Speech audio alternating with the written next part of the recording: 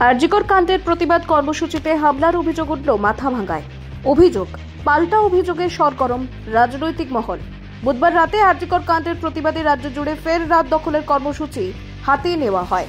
কলকাতার পাশাপাশি গোটা রাজ্যের আপামর জনসাধারণ এই প্রতিবাদ কর্মসূচিতে সামিল হয়।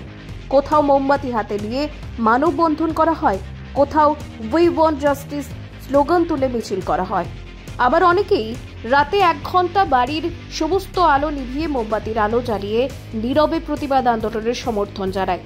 গোটা রাজ্য তথা দেশে এভাবেই একজোট হয়ে প্রতিবাদ আন্দোলন বিরল থেকে বিরলতম, এটা মানছেন সকলে।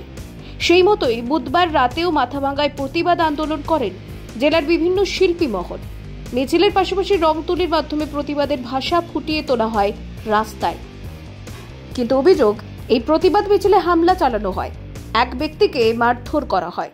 এই ঘটনায় উত্তেজনা ছড়িয়ে পড়ে এলাকায়। পাশাপাশি রাস্তার আলপনাও মুছে ফেলা হয় বলেও অভিযোগ। সিপিআইএম এর অভিযোগে তীর শাসক দল তৃণমূলের বিরুদ্ধে। তারা আরজিকর ঘটনায় দোষীদের যেমন শাস্তির দাবি করেন, তেমনি আরজিকরের ঘটনায় যারা প্রতিবাদে সামিল হয়েছে, সেই প্রতিবাদ আন্দোলনে যারা বাধা দিচ্ছে, হামলা চালাচ্ছে, তাদের শাস্তির দাবি জানায়। অন্যদিকে তৃণমূল গোটা ঘটনা সম্পূর্ণ অস্বীকার করে পাল্টা বিরোধীদের বিরুদ্ধে এই ঘটনায় রাজনীতি করার অভিযোগ তোলে। তৃণমূল কংগ্রেসের দাবি, প্রতিবাদ কর্মসূচির নামে রাজনীতি করছে বিরোধী দলগুলো। আমরা মানব বন্ধন করলাম, মারধরের কোনো ঘটনা ঘটেনি।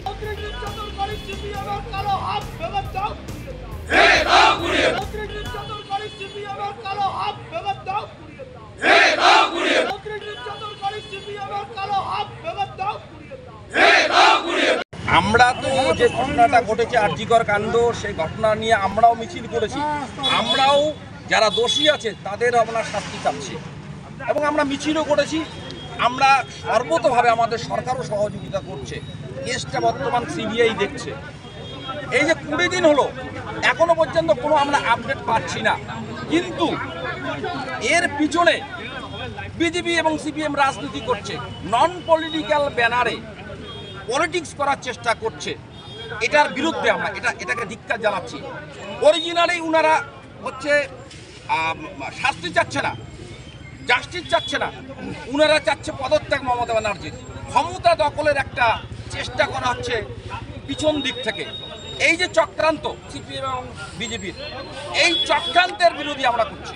উই ওয়ান্ট জাস্টিস, এটা চেয়ে যখন আমাদের এখানকার যারা ছবি আঁকেন শিল্পীরা, তারা এঁকেছেন রাস্তার উপরে, এটা জাস্টিস চাইছেন, উই ডিমান্ড জাস্টিস। এটার ওটা সহ্য করতে পারে। কারা আক্রমণ করলো? এটা তৃণমূলের পক্ষ থেকে আক্রমণ করা হয়েছে, এটা শুনলাম। আমি মাথাভাঙ্গা থানার আইসিকে 2 বার ফোন করেছি, ফোনটা রিসিভ হয়নি। হয়তো ততক্ষণে ঘটনাস্থলে তিনি গেছেন, হয়তো বা পুলিশদের পাঠিয়েছেন। এই পর্যন্ত শুনলাম। এটা সত্যি খুব দুর্ভাগ্যজনক এবং আমি ধিক্কার জানাচ্ছি। এই ঘটনার সাথে যারা যুক্ত তাদেরও শাস্তি হওয়া উচিত। যারা তিলোত্তমার এই শাস্তি, মানে যারা এই অপরাধের সাথে যুক্ত, তাদের শাস্তি চাওয়ার জন্য যারা সামিল হচ্ছে, তাদের উপর যারা আক্রমণ করছেন, তাদেরও আমি ধিক্কার জানাচ্ছি এবং তাদেরও শাস্তি হওয়া উচিত।